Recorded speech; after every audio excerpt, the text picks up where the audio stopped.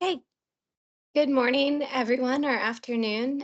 Welcome to this meeting. As many of you know, we are running a series of webinars to share information on the outcomes of the work of the ad hoc technical expert group on indicators, which has been responsible for developing metadata and guidance on the Kunming Montreal Global Biodiversity Framework Monitoring Framework. Today, we're going to be looking at the specific indicators that are related to traditional knowledge and IPLCs. And there's a number of different indicators in the framework that are related to traditional knowledge and IPLCs. This includes the indicator on traditional employment. There's also pieces of or elements of traditional knowledge that are included in the indicator on data and knowledge, which is linked to target 21 of the framework. And then there's also the indicator, the binary indicator on participation that's linked to target 22. Additionally, there is a recommendation to disaggregate by land tenure across the framework, and there are a number of component and complementary indicators. So there's quite a high linkage with the work that has been happening under the working group on 8J, on the traditional knowledge indicators. And we've really been, the AdTech has really been trying to pull all of this together. So today we have with us Kapak, who is leading the engagement with IPLCs on behalf of the Secretariat of the CPD. And we also have Maurizio and Joji to start off with, who are AdTag members who have been really making sure that there's a strong link between the work that's been happening on the traditional knowledge indicators and the work of the AdTag.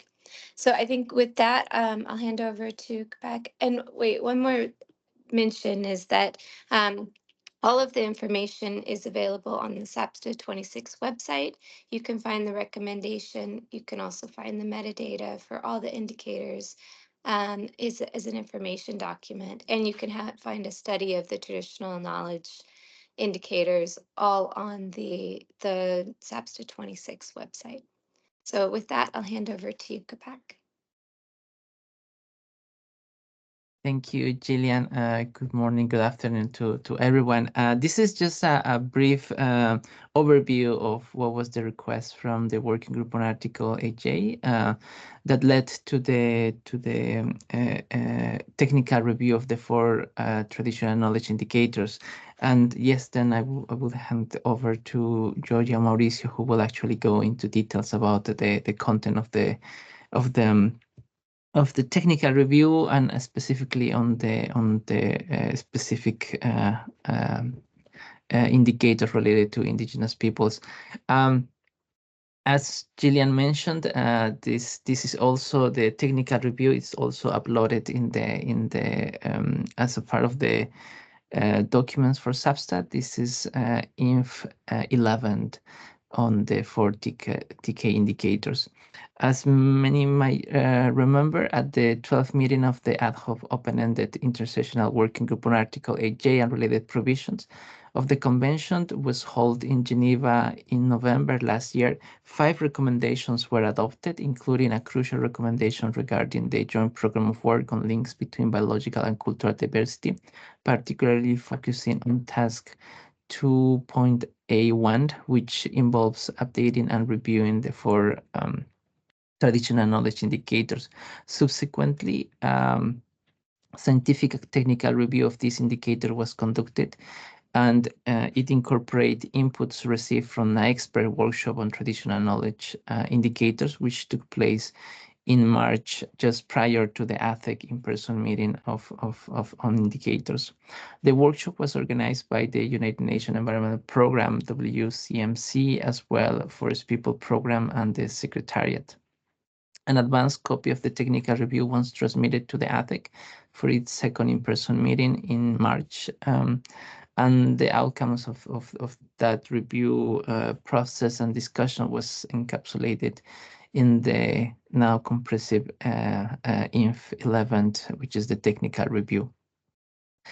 These indicators hold important significance within the framework of the convention, particularly in the context of accessing or in assessing the progress towards the Kunming-Montreal Global Diversity Framework. They first were adopted by the Conference of Parties, recognizing the need for a comprehensive framework to assess the progress in regards to protecting traditional knowledge, innovation, and practices of Indigenous people and local communities. This led to the first round was around Indigenous languages. That's a proxy for to assess the protection of traditional knowledge. But then for the last strategic global framework, particularly at the IG Target 18, this led to the adoption of a suite of indicators covering these four aspects: linguistic diversity, land use, traditional occupation, and integration of traditional knowledge into the implementation at the national level of the strategy. These indicators provide a value insights into the status and trends of Indigenous peoples and local communities, knowledge, innovation, and practices relevant for the biodiversity conservation. Other decisions that are important as well in this context, it's the process to develop a new program of work on Article 8J. The alignment that the new program with the GBF, its finding highlights the relevance of traditional knowledge in regards to biodiversity conservation. Also, last COP15, when it's renewed its commitment with the joint program of work on links between biological and cultural diversity, and this underscore the intricate linkages between the traditional knowledge in biodiversity conservation.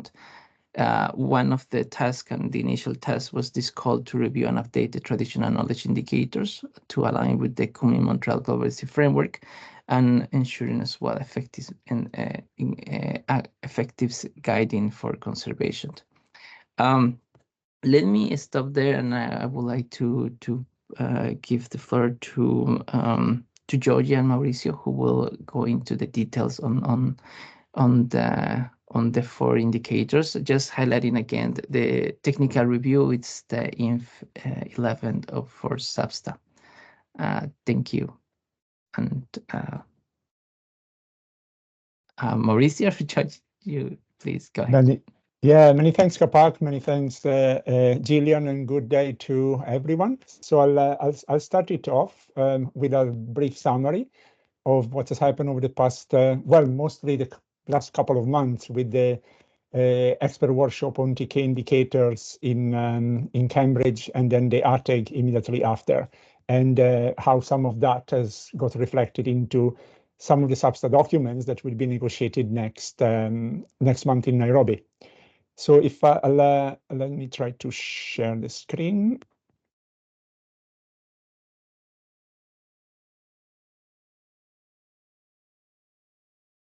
Okay, now let me put this a little bit. Cannot.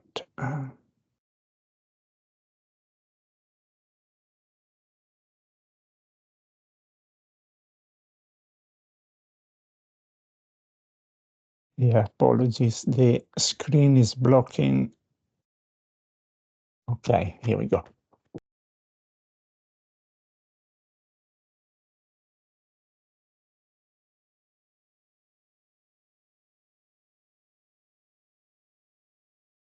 So as Capac already mentioned, these were the four traditional knowledge indicators that have been adopted basically between COP7 to COP13. So they were already related to Target 18 in the Strategic Plan for Biodiversity 2011-2020. So the workshop in Cambridge started from that point and looking at how they can be operationalized in relation to the Kunming-Montreal Global Biodiversity Framework. So some of the starting points were that Traditional knowledge obviously is a cross-cutting issues in the CBD, so it applies to all the various goals and targets. The 40K indicators are cross-cutting to the headline binary component and complementary indicators for the goals, for the 4 goals and 23 targets in different ways. So some of them are, extremely cross-cutting, like participation is cross-cutting to all the goals and targets. The other 3K, the other 3 TK indicators are particularly related to some particular goals and targets. Then it was also important to note that community-based monitoring and information system is recognized in COP 15/5 as providing complementary data to data collected by government and other organizations, and a human rights-based approach should be adopted in terms of data collection and governance. It's also important to point out that the operationalization of the T4TK indicators is being tasked under the working group on Article AJ, and of course, COP16 in October will take a decision on the future institutional arrangement for the Article AJ and related provisions. So while the work on operationalization of traditional indicators will happen on under that institutional arrangement, whatever is produced is actually very relevant to the monitoring framework being developed by SBSTA, which will also be further updated at SBSTA 26 next month, and then to be adopted at COP16.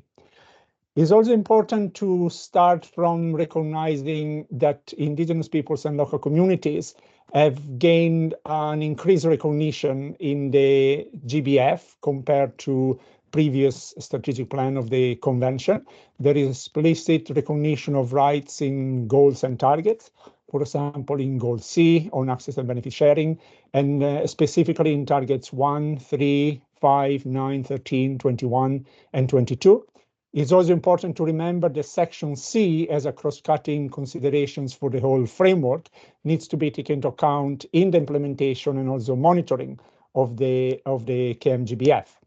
This includes 18 considerations, but some of them are specifically relevant to indigenous peoples and local communities. So the first consideration there is the rights and contributions of indigenous peoples and local communities.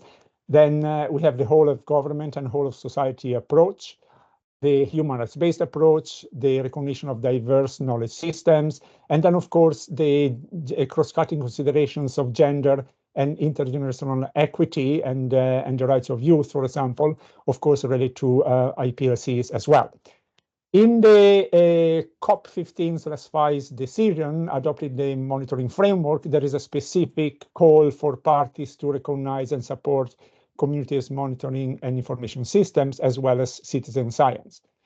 And also, it's important to take into consideration that some of these can already be operationalized through CBME's existing tools, for example, the Indigenous Navigator. And some of this was shared at the expert workshop on TK indicators in Cambridge last month. Another important point that came out from the workshop is that traditional knowledge relate very directly to human rights. In fact, the substantive contents of the TK indicators correspond to internationally recognized rights of indigenous peoples. As such, the traditional knowledge indicators can be monitored applying already well-established human rights monitoring framework using the following types of indicators, which includes structural, process, and outcome indicators. And also this framework can help to monitor other aspects of Target 22. For example, the rights to access to information, full and effective participation, and access to justice and remedy.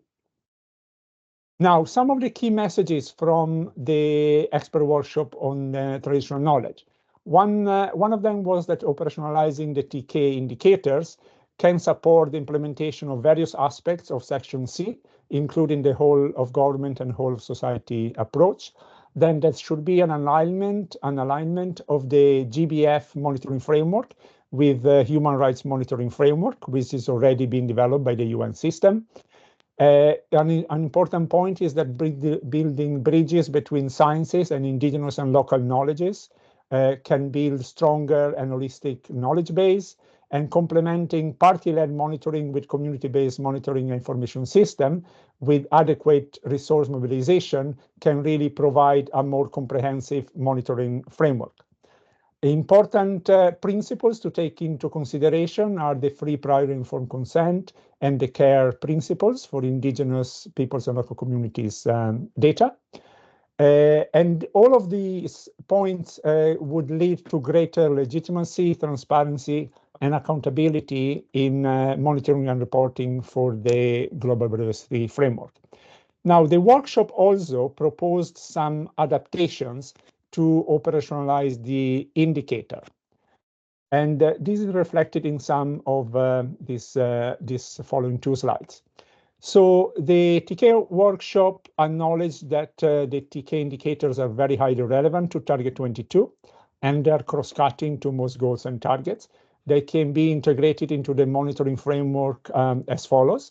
So for example, for the traditional occupations, which is already a headline indicator for Target 22, is to really implement that headline indicator, which is the percentage of population in traditional occupations. And the workshop also recommended it potentially as a component indicator for targets 5, 10, 18, 21, 22, and 23.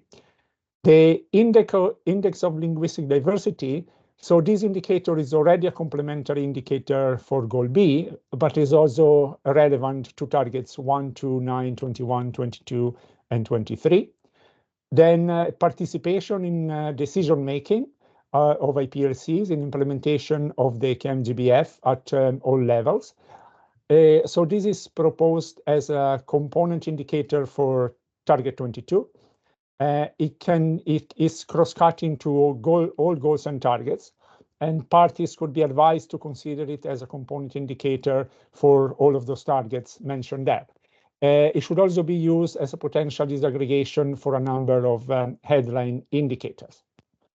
Then finally, when we come to trends in land use change and land tenure in the traditional territories of indigenous and local communities, here two agencies, particularly the International Land Coalition and the FAO, have been developing metadata sheets for two related indicators. So one is the proportion of lands and territories held or used by indigenous peoples and local communities with legal recognition or legally recognized documentation, and where there is perceived security of land. And then in relation to land use change is the land use in lands and territories held or used by indigenous peoples and local communities.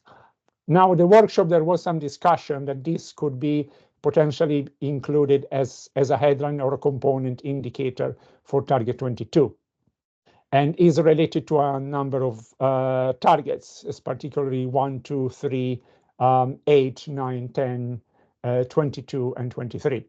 It can also serve as disaggregation of a number of headline indicators, and this is actually already reflected in some of the documents for SBSTA 26. It would complement binary indicators in Target 22 and 23. This is how it has been, some of these recommendations have been reflected. For example, here is in SBSTA 26/2, which will be obviously negotiated next month. So in terms of disaggregation, the land tenure and then land use indicator can be used as disaggregation by indigenous and traditional territories. For example, for the headline indicators A1 and A2 on the red list of ecosystems and extent of natural ecosystem. And the same is being proposed in this document for target 1, 2, and 3. We are not reproducing everything here. This is just an example. So we invite everybody to have a look at this SBSTA 26/2 document on how this has been reflected in there. There is also another important document related to SBSTA, which is Information 14, which is guidance on using the indicators, including on Section C and ecosystem approach. In that document, Many of the recommendations from the traditional knowledge expert workshop are included in this document, and some of those recommendations, especially on disaggregations of the headline indicators, are reflected, as mentioned earlier, in the Substar 26/2. In the documents in 14, also it states that the ATEC identified the utility of the traditional knowledge indicators as component indicators under Target 22 and selected other targets. And it also considered that the traditional knowledge indicator on land use change and land tenure could meet the criteria required for a headline indicator. It then contains sections on research and knowledge gaps up to 2030 and beyond, including a full mapping of the relevant rights of all people, including indigenous people, local communities, women, girls, youth, and children, and people with disabilities, to support the implementation of the framework, and including the monitoring framework. Now, this is just a picture of the participants of the expert workshop on traditional knowledge indicators. And then from now, we are going to move into a little bit more details, a few slides for each of those traditional knowledge indicators. So I'll pass over to Joji to report on the discussion on the percentage of population in traditional occupations and indigenous and index on linguistic diversity. And then we have two other very brief presentations on the land tenure and on participation. So over to you, Joji. Thanks, Mauricio. So the decision at COP 15 included headline indicator 9.2 on percentage of the population in traditional occupations. So the TK indicator, which had not been operationalized, was status and trends in the practice of traditional occupations. Next slide. So there was a process to gather data and operationalize this indicator. And we had meetings with 4 principal collaborators and data providers, which includes the IFB Working Group on Indicators, the Indigenous Navigator, which will also be presented later, and the University of Michigan and the International Labor Organization, particularly the Gender Equality, Diversity, and Inclusion branch of ILO, which had produced a very useful guidance and technical note, which is traditional occupations of indigenous and tribal peoples in labor statistics. So that is a technical paper which identified some requirements on being able to move forward on this indicator. That technical note already shows how, go back first, how it can be there's already implemented in 3 countries with data available for 12 countries. However, obviously, this needs much more work at the national level. Okay, next slide. So one of the requirements is to have a definition of traditional occupations, and this is proposed as occupations in which indigenous knowledge, cultural practices, innovations, and technologies may influence the way the work is performed, and if the work is performed by a person who identifies as belonging to an indigenous or tribal group. And the computation will be the percentage of the population in traditional occupations over the total country population. Now, the ILO has an international standard classification of occupations, which is regularly updated to include emerging occupations or occupations that have not yet been included. So Some of these would be, for example, traditional chiefs and heads of villages, but other occupations where the use of traditional knowledge could also influence or inform the way the work is performed. Again, it would be important to read that paper of the ILO on how traditional occupations may be included in labor statistics, but this will require work by national statistical offices to begin compiling information on this, on traditional occupations. Next slide. Okay. There is also a binary indicator 9.4, which asks, and this is again to be reviewed at SBSTA, does your country have legal instruments or policy frameworks to protect or encourage customized sustainable use, which is of course covered by Article 10C. So customary sustainable use is very closely related to the practice of traditional occupations, right? So there is a proposed methodology which applies the use of structural process and outcome indicators, and a national approach using the ILO standard classification of traditional occupations. And of course, this will be strongly supported by community-based monitoring systems, where, for example, in the Philippines, where this was piloted, workshop of traditional experts from different parts of the Philippines were able to quickly identify traditional occupations in a number of biomes or ecosystems. Next slide. So the next steps, this is already operational, but we need to expand the number of users and in the number of countries. The database on traditional occupations needs to be populated. We started a database to collect the data on this, including case studies, literature, and existing statistics. For the capacity needs, data collection methods relying on the indigenous navigator. This is an existing tool monitoring the rights of indigenous peoples, and indigenous peoples will require training in order to collect more data.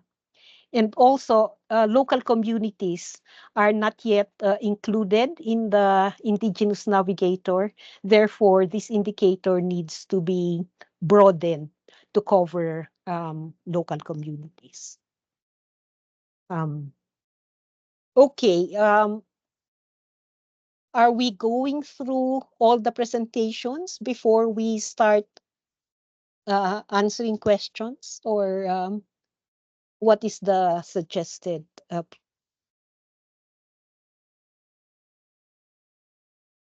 Thank you, Georgie. I think the plan is to receive questions in the chat, and yeah, maybe we could collect them and address those at the end. So to all the persons who are connected, please do put your questions in the chat, and we will answer those at the end. Okay, thanks, Kapak. So I'll proceed with the presentation of the information on linguistic diversity. Okay. Next slide.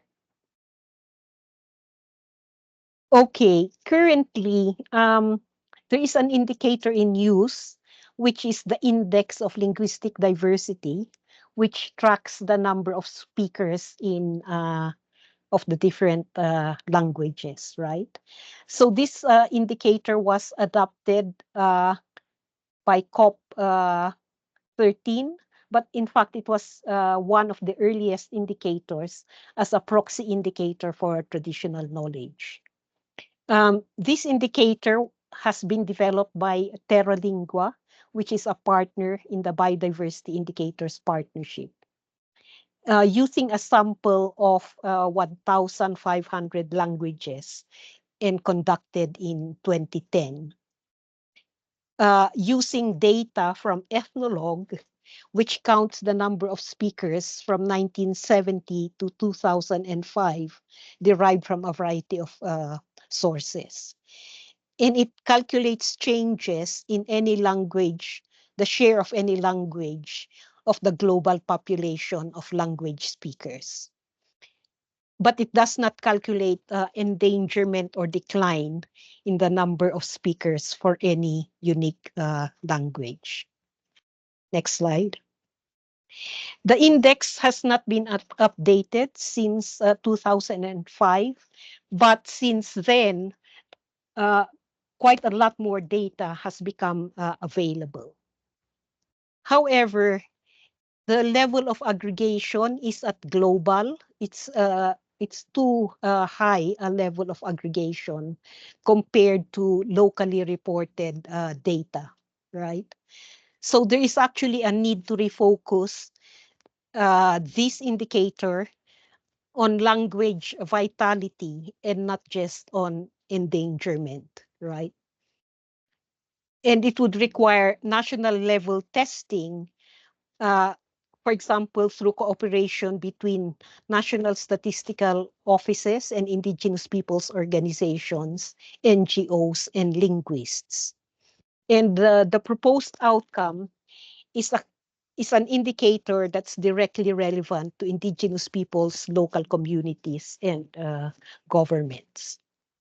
Next, yeah. So the proposal is that there should be a rerun of the existing linguistic index of linguistic diversity based on counts of speakers as it is, because this is already an existing indicator with data sets. However, we need to refocus the indicator on the national level rather than on the global level. And this can be done by testing it at a national level and aggregating upwards. It's also proposed to progressively shift the focus from language endangerment to language vitality or positive outcomes as an urgent task to conserve and promote language.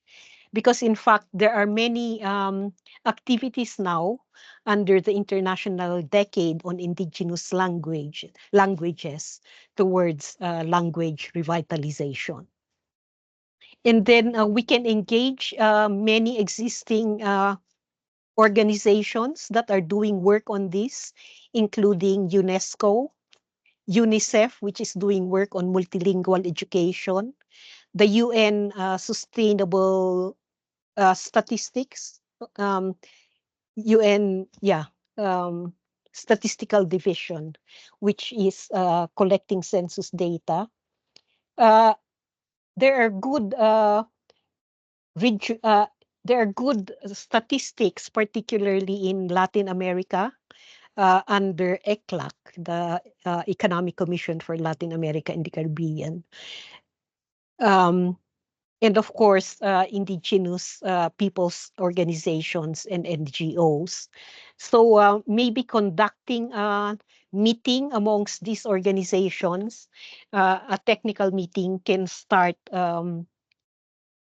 identifying immediately the next steps forward to carry out these proposed adaptations or operationalization of the linguistic diversity indicator. Okay.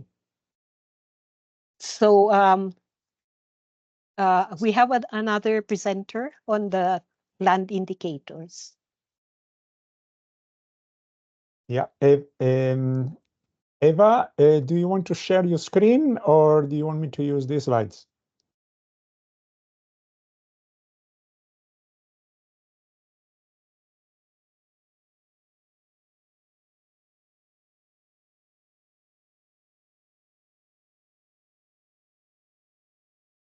Hi, Ava. This is Ray here. We can't hear you. Can you try changing to a different audio?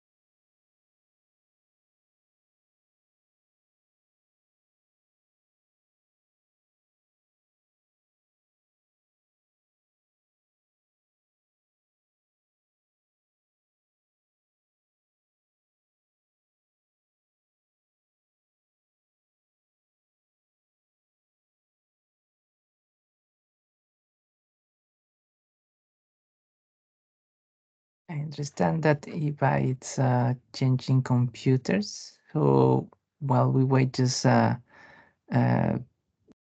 sure reminded about the chat function. So please do send us your questions and comments through the chat. We already received one questions from Chris, but yes, everyone is welcome to send us your questions via chat.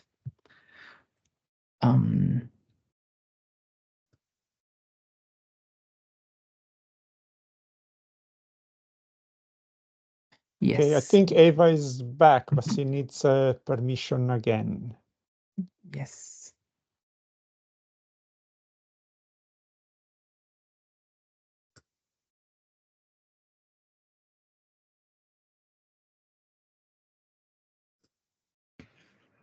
Okay, I hope that you hear me now.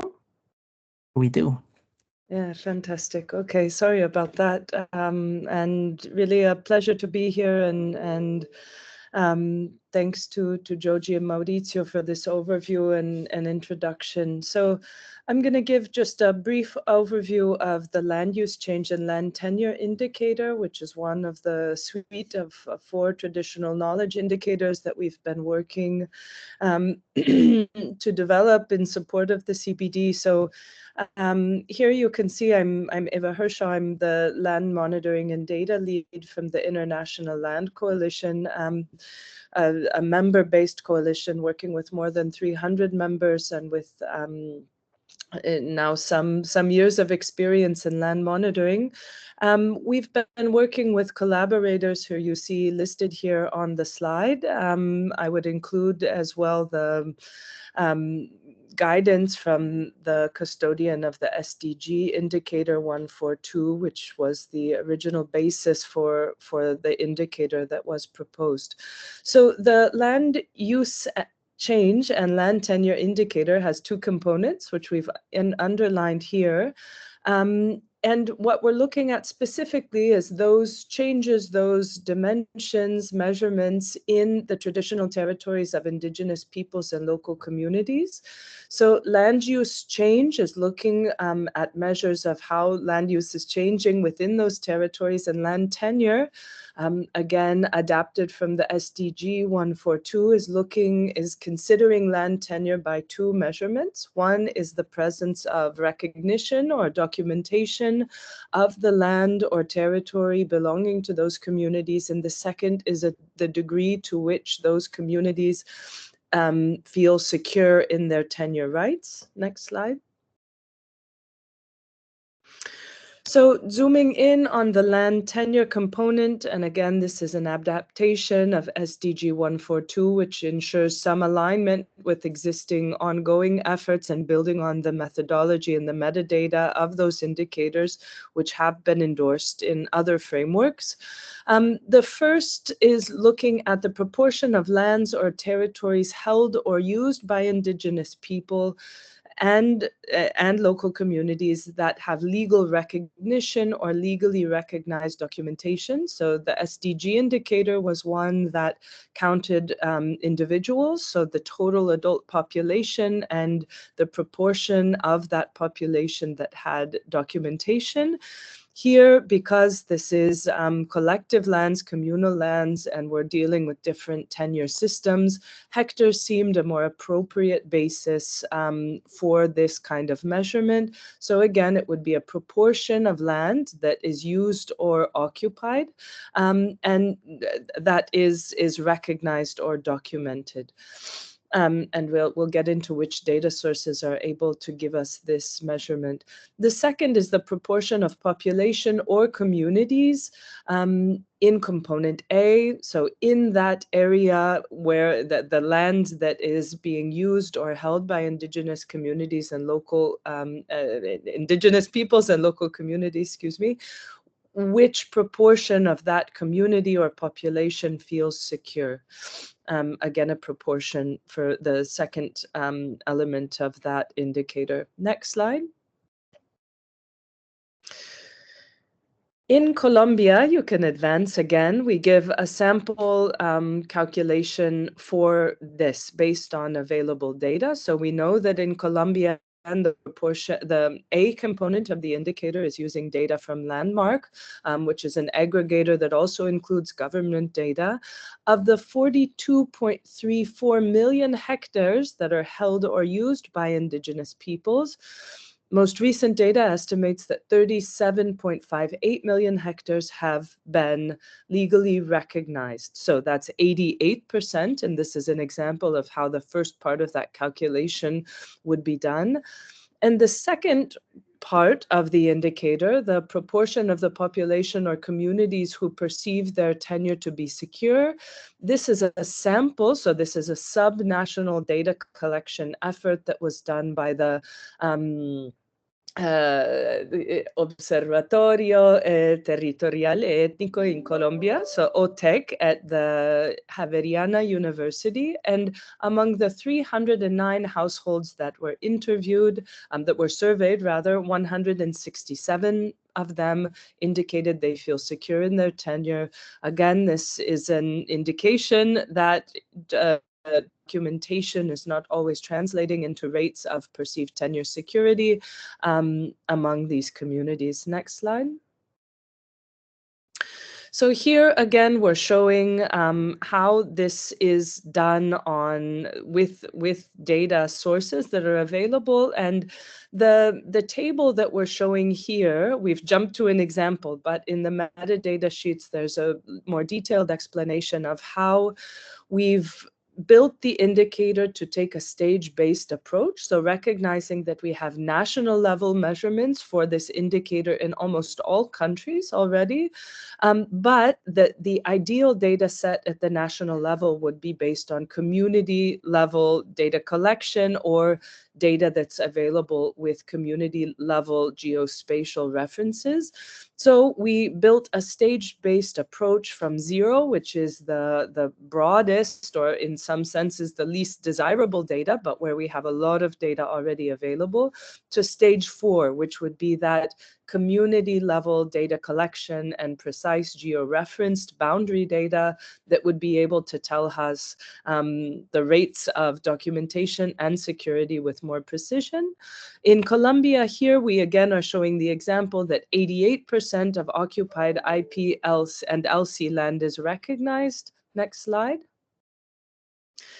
And here we can see how for the B component, perceptions of tenure security at the 0 level, so again, a national estimate of how secure the rural population is, we see that Prindex data tells us that 66% of the rural population feels secure. But if we go to level 4 data, which is community-based data, the example I gave previously, we can aggregate or disaggregate in different levels. That was was important to build an indicator that could be rolled up into a national estimate and then unpacked in order to make these specific populations more visible. So if we roll it up into all indigenous peoples and local communities, we see that 54% of them feel secure.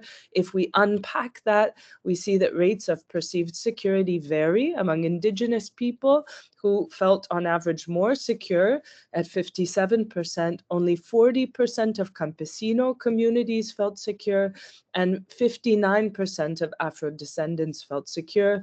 Of course, more contextualizing and analysis of that data needed to make to give it more meaning, but this is data that we already have available in a number of countries. Next slide.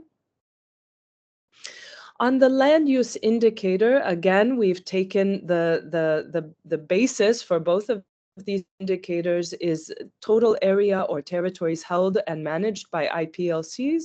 So instead of taking a stage-based approach, 0 to 4, the land use indicator has stage 1 and 2 only. And here they're looking at forest areas as the available proxy, where we have global data in all of the countries to carry out this measurement, and stage 2 that would look at natural land in territories held or managed by indigenous peoples and local communities. This has been developed specifically with FAO, with the Global Forest Watch and the FRA teams there, the forestry divisions, and forest areas being considered an approximate measurement, and the natural land becoming a more precise measurement of how land use is taking place on these territories. And then over time, this figure would give you an estimate of land use change. So this would, again, you can see that we've aligned to the extent possible with existing SDGs.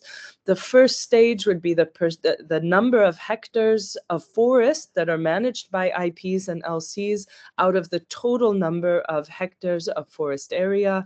The second stage instead would be the natural land area in territories held or managed by IPLCs as a proportion of the total area that they hold. Next slide.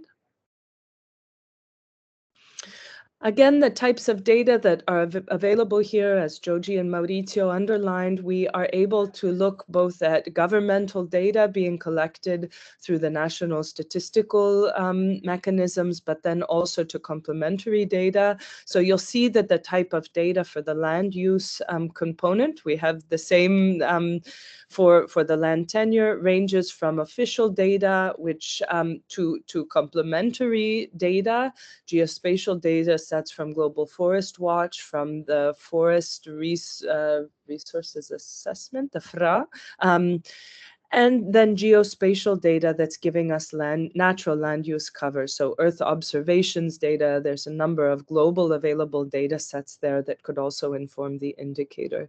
Next slide.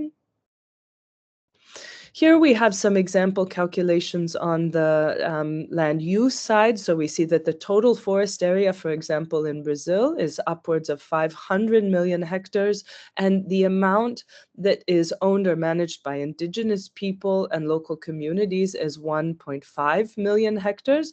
Again, a proportion of that total. This is available through Landmark and allows us to dive deeper into which of those areas are legally recognized and not legally recognized, and how that corresponds to changes in tree cover. Next slide.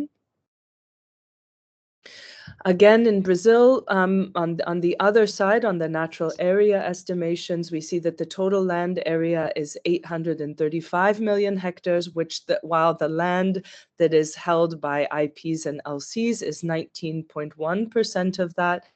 Again, as we're able to identify natural areas in IPLC territory, we can overlay landmark boundaries for that territory and look at what that means together with the natural area geospatial data. Next slide. So you can see that these land indicators, we've developed them separately because they need different methods to calculate each, but they're very much interlinked. Secure land tenure rights resulting in better land use practices. You can see how total indigenous peoples and local community lands underlies both of the indicators and informs them.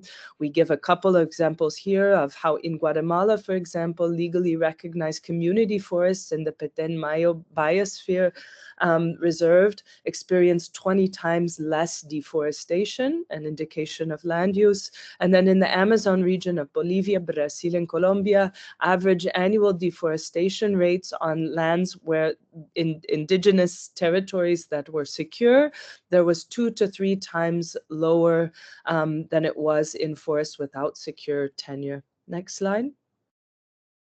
So the operationalization of the indicator, and we're very much in this now and approaching SBSTA soon. So we will be presenting stage 0 results at SBSTA. So this is again for the first stage where we have the most available data, as well as some case studies of more advanced stages of data collection. And we're still further testing the indicators. It's out for review with the expert reference group, as well as some additional peer review. We'll hope to get further feedback at SBSTA, where we'll be interacting and holding side events on the traditional knowledge indicator suites. And of course, hoping to present preliminary results for all stages of the indicators already at COP16. Next slide.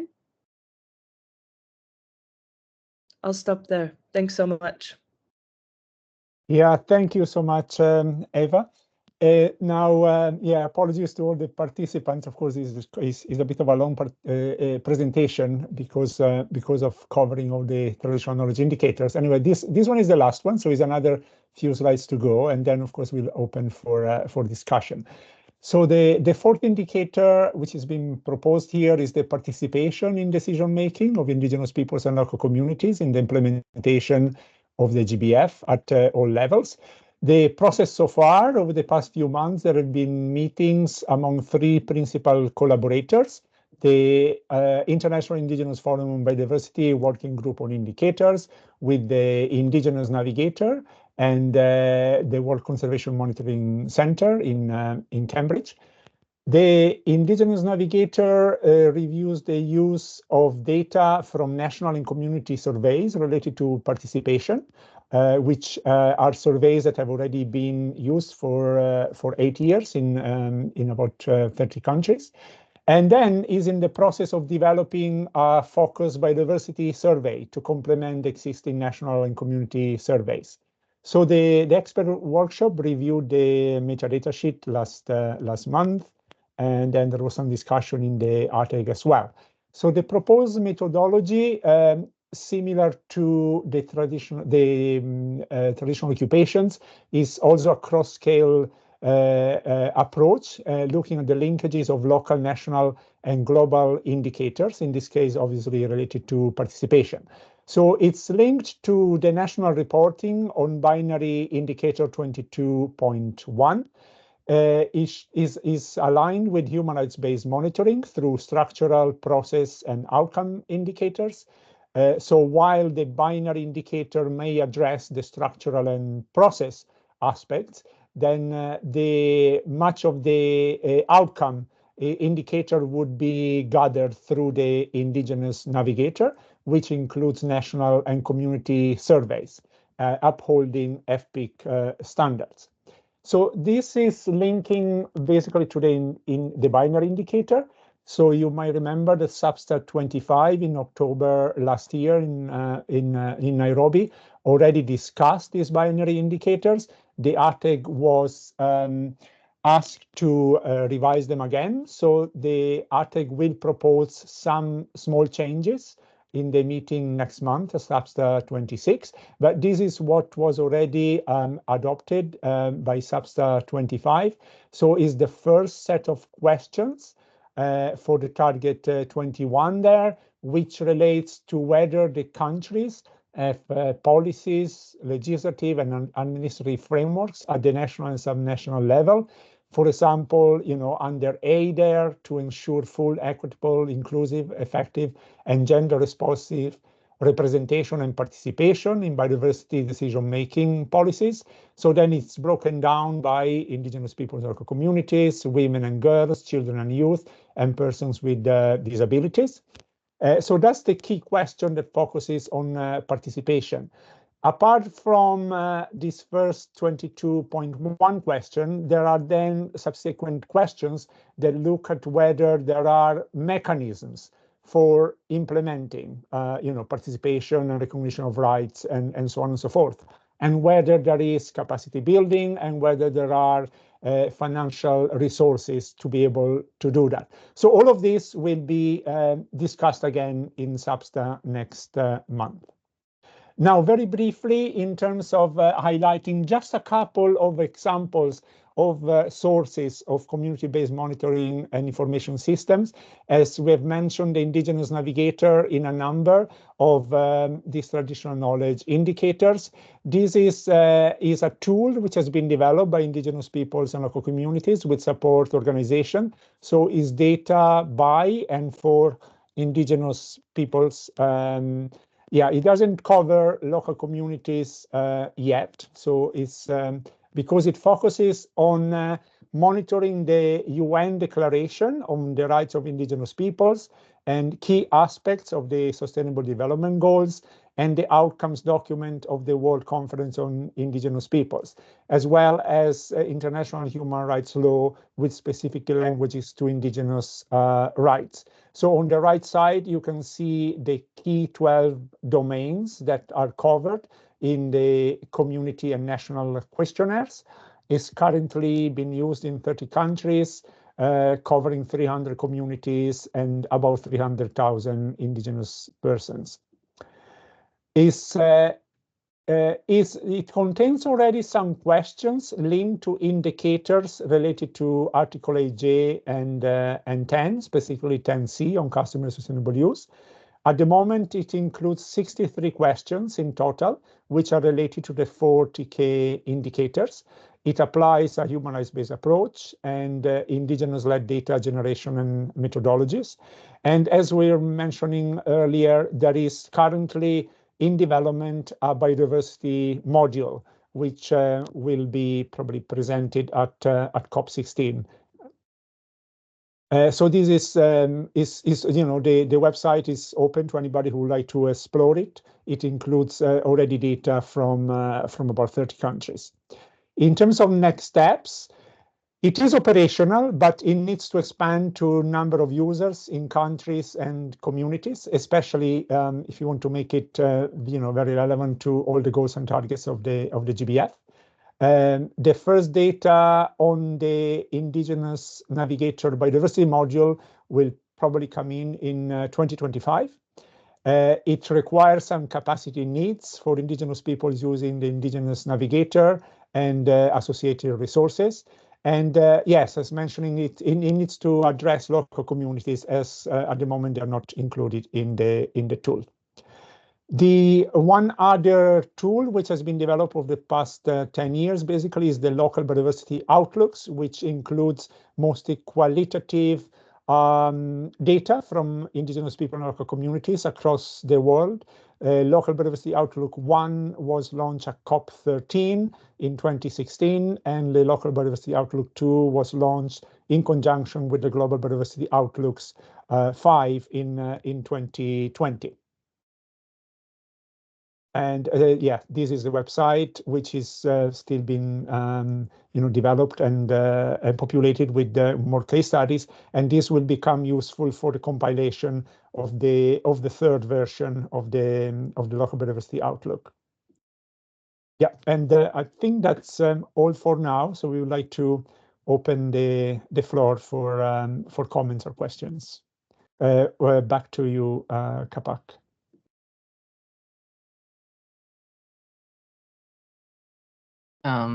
Thank you, Georgie, Eva, Mauricio, for such a great and detailed presentations. Yes, now we would like to open and invite attendees to put their questions in the chat box. So far, we have received a question from Chris. and his questions is to elaborate a bit more on how the TK indicators will interact with the headlines indicators against the target. Chris offers an example in regards to target 3. The headline indicator only captures how much land area is under some form or enhanced conservation or protected areas, etc.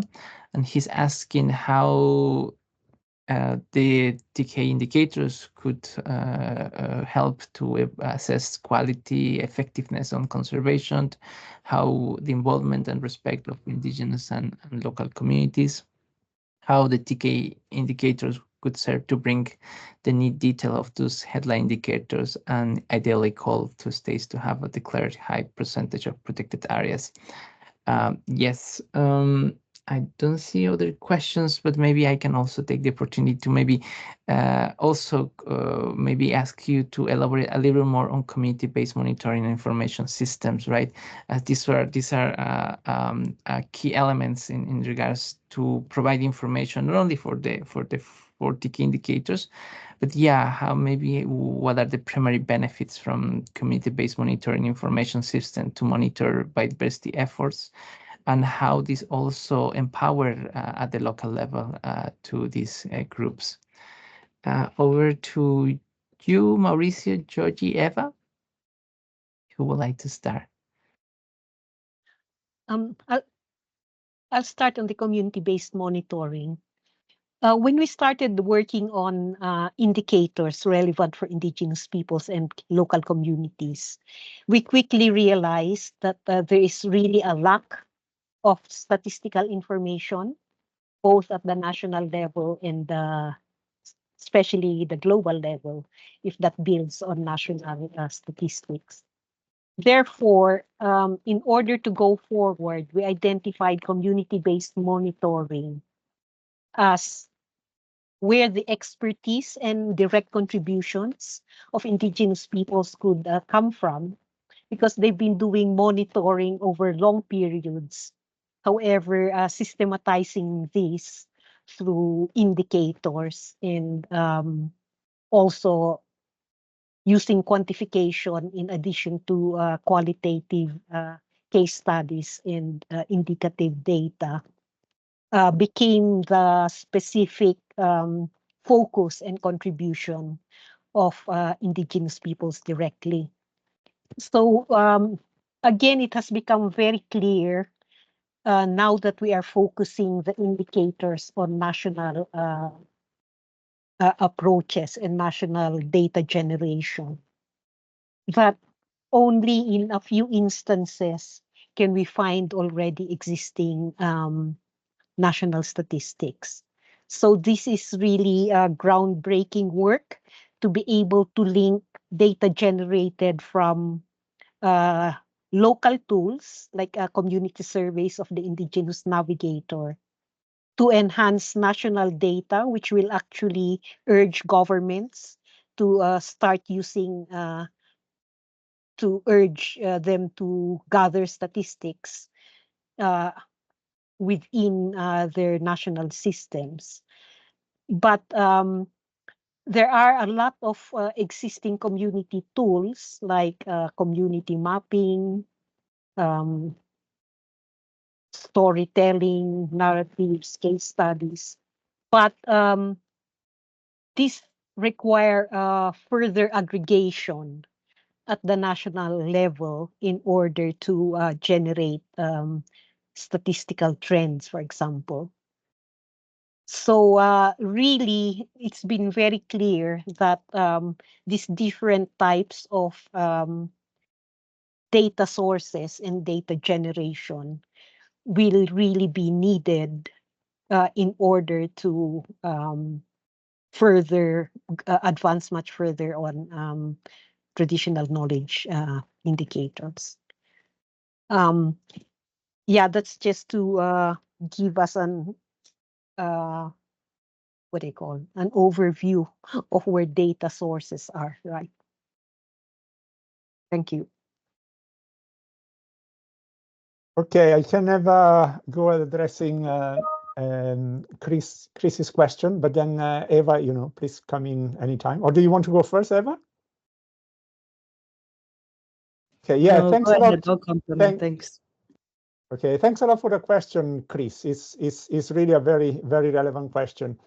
In fact, I think, you know, of course, the traditional knowledge indicators were considered, you know, cross-cutting and relevant to most of the goals and targets. And of course, you point out target 3, which, of course, you know, all of those indicators, you know, the TK indicators are relevant to target 3 as well. I think one of the challenges, and you know, I'm going to share the screen again here, just to show what's currently in the Substa 26/2.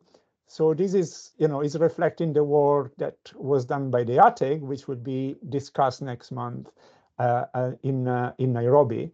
And I think one of the challenge is because, you know, from the TK expert workshop, as you saw in the slides, there were quite a number of recommendations on how all those 4 indicators could become, you know, component indicators or disaggregation of other indicators in so many of the goals and targets. So I think one of the challenge was and is how do we reflect that in the revised monitoring framework without overwhelming the whole framework with the repetition of the text of the traditional indicators in you know, into many of the goals and targets. It's kind of similar to the discussion we had at COP15 in terms of, you know, including language on rights and participation in so many goals and targets, and then, you know, the decision was taken to keep it in selected goals and targets, and then have section C to have it as cross-cutting consideration. So here is a similar approach. We will have to find a balance on reflecting the traditional knowledge indicators in the revised monitoring framework, you know, without overwhelming it. So what we have at the moment, as you can see here, is, for example, the disaggregation of the headline indicator coverage of protected areas and OECMs by governance type and by indigenous and traditional territories. So here, the work on the land use change and land tenure of indigenous peoples or communities becomes very relevant as a disaggregation of the headline indicator. I mean, it could also be proposed, you know, as a component indicator, but you know, that's up for negotiation in how many of the goals and targets and, you know, indicators we want to have it present there. Similarly, especially the one on participation. Of course, participation is absolutely vital for target 3. So the participation, you know, the full and effective participation of indigenous people and local communities, you know, and including that, you know, free, prior, informed consent and all that, you know, could become part of the discussion here of the disaggregation by effectiveness of protected areas, management effectiveness, because effectiveness does need to include governance quality. And I think in the work that the UNEP WCMC is doing in developing that disaggregation by effectiveness, governance quality, you know, including participation, is part of the discussion. You know, it might not come out now very strongly here in terms of the title of the disaggregation, but it's part of it, so it will need to be taken into account there. It will need to be taken into account very much into governance type as well, because participation is fundamental there as well. So yes, I mean, likewise, you know, indigenous languages and traditional occupations are also relevant to target 3. So it's a question on how to reflect it in the monitoring framework. And I know that I mean, Gillian and James, I think, are on the, you know, on the call here as well. And you know, is a matter of finding a solution on how to reflect it in here. Yes, without you know, without overwhelming the monitoring framework. I think that's the stage where we are, and that's where the you know, the more concise we can be, I think, with the recommendations that, you know, can make sense, the better it is. But you know, I don't know whether Eva or Gillian or James wants to add anything to this, because it's a key point, you know, which Chris raises.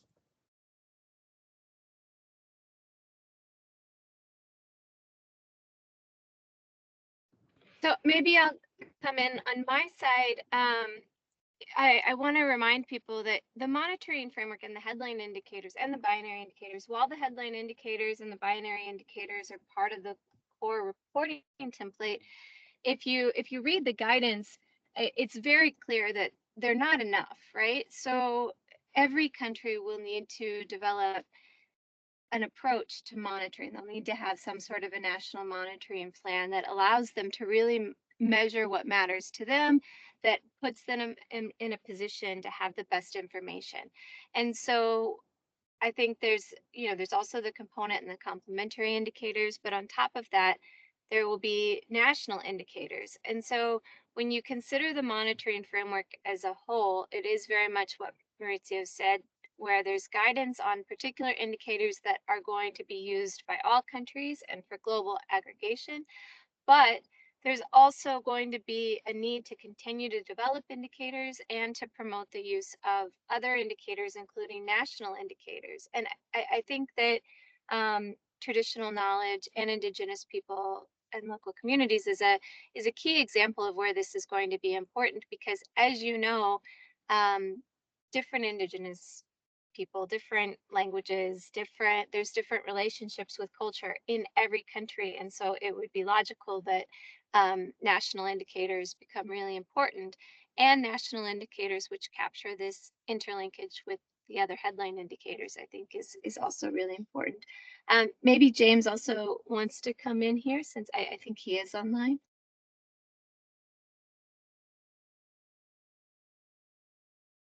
I think he needs to be elevated to a presenter packet so that he can speak. I apologize that I'm still on my phone. Thank you very much indeed. That's kind. Appreciate that.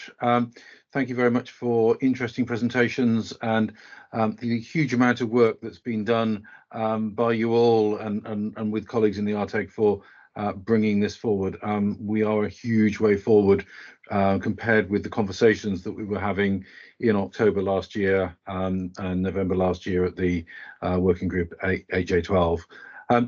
In terms of the breakdown, I agree with you, Maurizio. There is a huge balance to be had here. Every time you ask for another disaggregation from parties, you're asking for more data from them. And we did discuss in the ARTEG quite a lot about the balance between where do you ask for more information from parties versus where do you create disaggregations through overlaying other existing data. And I have noted in the chat that there is a webinar specifically on Indicator 3.1, in fact, on the 2nd of May at 3 to 4 p.m. UK time. You'll have to translate that to your own time zone. But we will be discussing that indicator, and we will also be covering the ways in which the potential disaggregations of the protected area and OECM indicator will be picked up at that point. So I don't want to spoil that webinar, but I think it is fair to say that this has been given a fair amount of consideration.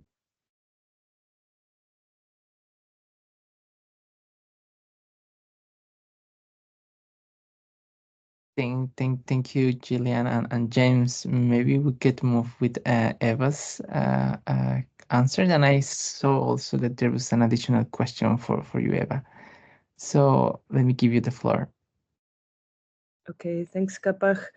No, really to agree completely with what Maurizio and Giorgi have already added. And of course here, you know, what James is saying very clearly, that these disaggregations are, I think, important to have reflected there, as they, you know, they would ensure that Section C and the whole of society is being fulfilled in some way, understanding that they are probably aspirational still in many cases where this data might not yet be available in the form that you're asking for, right?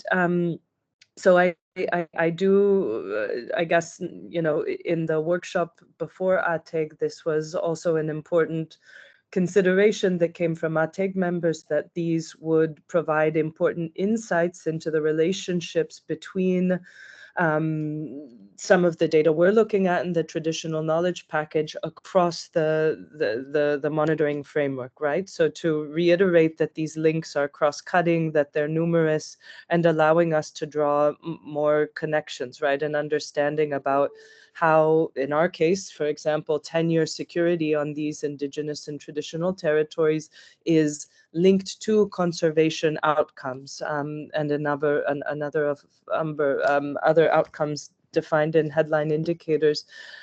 Maybe to quickly, echo what Georgie was saying about the CBMIS. A lot of the data that we were looking for with the land indicator, the traditional knowledge indicator, land as a reflection of traditional knowledge, was not available in official data sets, right? So we started by saying, okay, SDG 142 is a well-established indicator measuring land tenure. Is it giving us what we would need to meaningfully measure the extent to which indigenous peoples, local communities are secure and therefore, you know, able to facilitate a number of positive outcomes within the monitoring framework? And that this would be compatible if official data sets had this information, but that there was a need to complement it. And in some of the scenarios, the household data that we collected in Colombia, it allows you to really zoom in and to understand in greater depth what's happening in a specific community or area. So I think this complementarity is really something unique and a massive opportunity for the CBD, one that I think that many of the SDG custodians are now recognizing as holding a lot of potential, right, to fill those gaps, especially for vulnerable or harder to reach communities. I think the easiest way to answer the question about the phases is just to quickly share my screen. I hope that you're seeing that slide. We skipped over this, but I guess this gives a better idea of the stages that we would take. This is the land tenure example, but recognizing that the lowest level, so stage 0 in the case of the tenure security data set and stage 2 for documentation or recognition, this is data that we have already. So in the next slide, and let's see if I can, well, I'll go through these and then we'll look. So it goes from least ideal to most ideal kind of data that would measure this component of the indicator. So if we look at component A of land tenure, we said we wanted to know what proportion of area had documentation or recognition.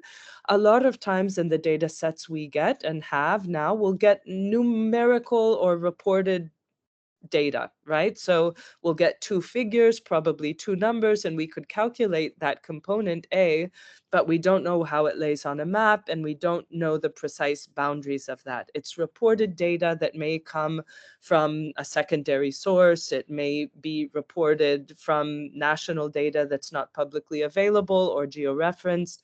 And then you would move into better versions of that same data set. So you could have indicative or preliminary maps, which might not be precise or georeferenced, but are indicative, maybe covering the whole community.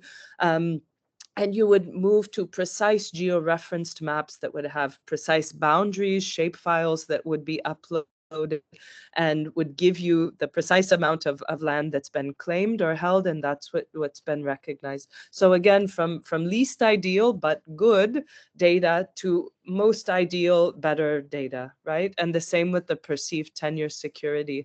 So stage 0, we have a national level number, and for a number of countries collect this data themselves in their own statistical offices, but Prindex data, for example, would give us a number, an average for how secure the rural population in a country feels.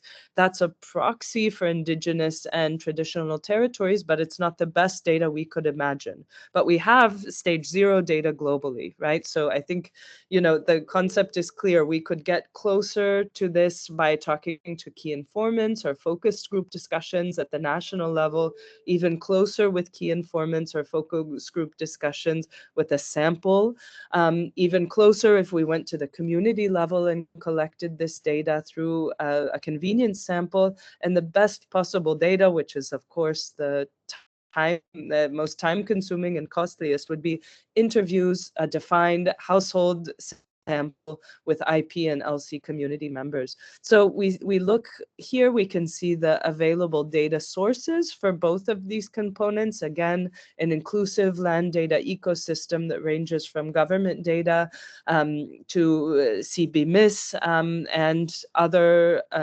global initiatives. And then we see the data availability we have for these stages currently, right? So these are the number of countries.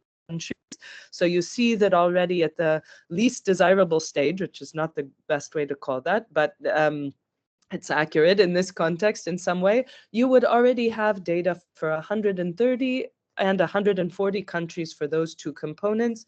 And then when you move to the most ideal data set, of course, the numbers go down, and that's where further data collection would be needed in coming years. I feel like that was a bit long-winded, so I'll stop, but I hope that that was clarifying.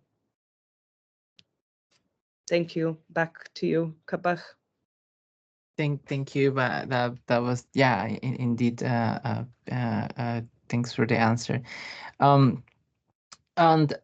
Yeah, we actually have a follow-up question from Chris regarding the gaps within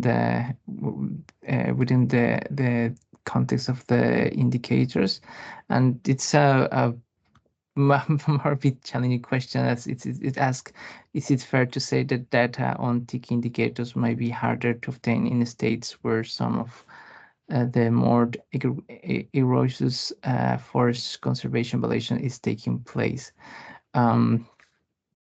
Yeah, maybe it's also I'm thinking that the work in regards that ILC is making in regards to protection of right land defenders. But yeah, maybe do you wish to add a comment, Eva, on this? Yeah. Yeah, sure. Thanks, Kapach, and to Chris for a good question, if a hard one, right? And I'd love to hear from others on this as well. I can speak a bit in the context of the land indicator. Of course, this data is, you know, not neutral, and a lot of this data is of course going to be difficult, first of all, to identify, and then there will be challenges, I think, in gaining support for, you know, the recognition of these numbers, as they do represent sometimes very, very sensitive topics, right? So I think, you know, that the land tenure data is not absolute. So we could, in many countries, there is conflicting accounts of how much land, of course, is held and used by indigenous and traditional communities, and that which is recognized, right? So this is, I think, data that will be contested, and in some cases it will not be easy for parties to agree on a number being put forward by a complementary data set, perhaps, or, you know, some of the data sources we're presenting here. I do think it's an opportunity, though, and one that you would hope parties would take, to recognize, you know, what data is being collected, what is known, and you know, that it can very well be their own data they present, right? That this could be, if they're collecting tenure data on indigenous and traditional territories, that is data that could be put forward. Complementary data might or might not paint a picture that they agree with, but in a number of countries, it's the only data that's available. And as we know that complementary data has its own challenges and questions of, you know, legitimacy, I think too that we need to see this as a trust building exercise as well, one that the CBD, I think, is facilitating in the inclusion of these complementary data sources in citizen science, where we recognize what official data sets are saying, what complementary data can tell us, and that often this is filling gaps that states themselves have not been able to fill, right? The same with the violations of land defenders. Of course, in some states, you will not see this number reported. Some states do not monitor that violence at all, but some states do. The Filipino National Human Rights Institute, for example, is now managed to get that count into the statistical system, right? So some of these things that begin, you know, as contentious or political, the discussion on data, I think, can build these relationships and towards a better data set, right? So yeah, I'm not sure I answered your question, but I see Joji has her hand up. Maybe she can come in and complement. Thanks. Yeah, I'm Thank not. you, Joji. I'm not speaking to a particular target or data set, but I want to encourage everyone that the welcoming of community-based monitoring in citizen science in the whole government and whole society approach actually creates a very good opportunity and opening for a lot of complementary data to be provided. For example, I'm aware that there's a biodiversity and human rights working group who will now be looking at the implementation of the human rights-based approach. So I think perhaps the formal work on the monitoring and indicators under the COP, under the CBD, has obviously had to move fast. But I think as more people become aware of the data needs as well as the data opportunities, I would hope that everyone who has something to contribute, and almost all of us have something to contribute, will actually do so. Thanks.